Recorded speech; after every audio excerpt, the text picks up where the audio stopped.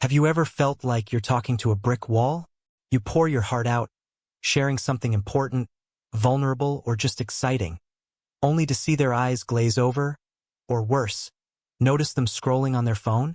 That crushing feeling of being unheard, dismissed, or misunderstood is lonely, frustrating, and unfortunately incredibly common. It chips away at connection, breeds resentment, and can slowly, silently, erode even the strongest relationships. But what if I told you there's a powerful, yet often overlooked, skill that can change all of that? A skill that doesn't just improve communication, but truly transforms relationships, making you feel deeply connected, understood, and cherished. It's called active listening, and it's the secret weapon you've been missing. We've all been on both sides, the one desperately trying to express something, and the one whose mind is miles away. Think about that moment when you really needed someone to just get it. Maybe you were stressed, excited, or heartbroken, but instead of feeling heard, you got a dismissive an immediate unsolicited solution or a quick change of subject. This isn't just annoying, it's devastating. Over time, feeling unheard teaches us to stop sharing, to bottle things up, creating distance and isolation. It builds an invisible wall, making us question if our feelings even matter. Let's break down why this happens and how to fix it, starting right now. Here's the crucial distinction. Hearing is a physical act, sound waves hitting your eardrums. Listening is an active mental and emotional process. It's about engaging your entire being to understand not just the words, but the meaning, the emotions, and the intention behind them. It's not passive reception. It's an energetic engagement. Most of us think we're good listeners, but often, we're just waiting for our turn to speak or formulating our rebuttal. Active listening demands presence, curiosity, and a genuine desire to connect.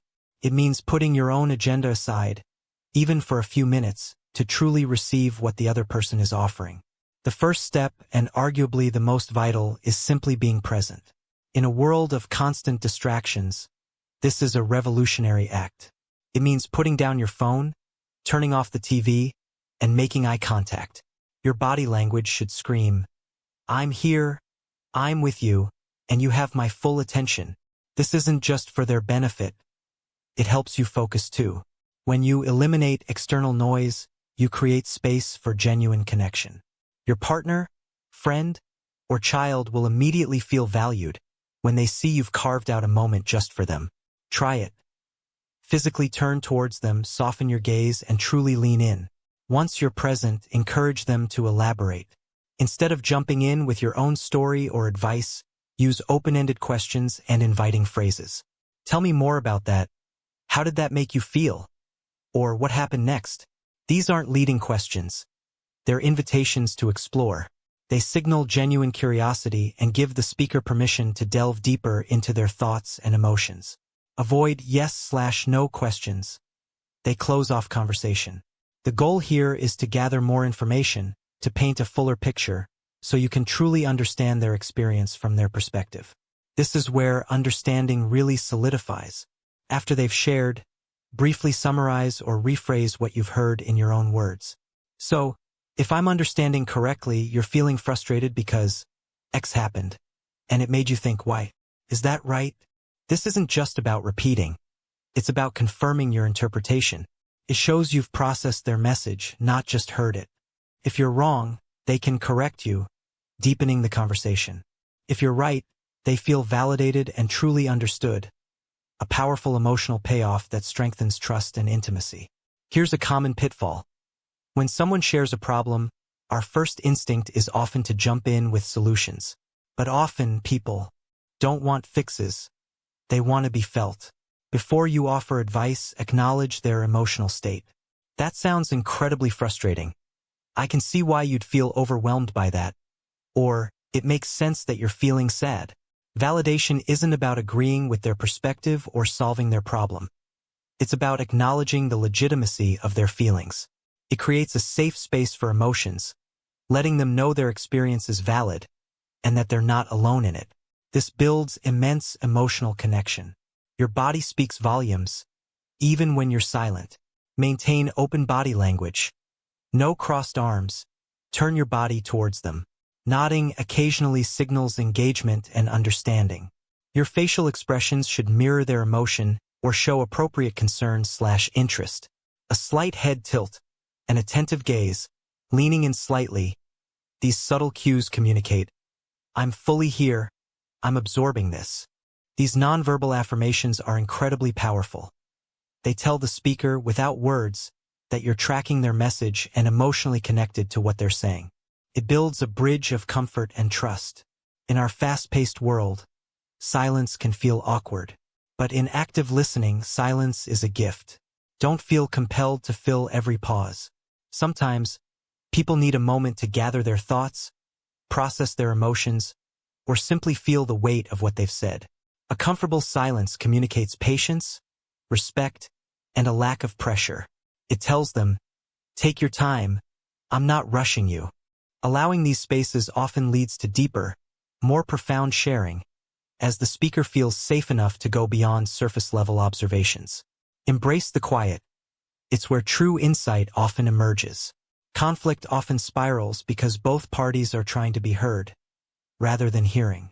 Active listening is your most potent tool for de-escalation. When arguments ignite, pause. Instead of defending or attacking, intentionally shift to understanding. Say, "Help me understand why that's so important to you." Or, "What part of this is most upsetting?" By actively listening and reflecting their concerns, you validate their experience, which can immediately lower their defenses. It shifts the dynamic from opposing sides to two people trying to understand a shared problem. This doesn't mean agreeing, but understanding is the first step towards resolution and mutual respect. Active listening isn't just about fixing communication. It's about building profound intimacy, trust, and respect. When you truly listen, you make others feel seen, valued, and loved.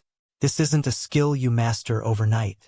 It requires conscious effort, especially in our busy lives. Start small. Pick one person and one conversation today to practice just one technique, like paraphrasing or putting away your phone. Be patient with yourself.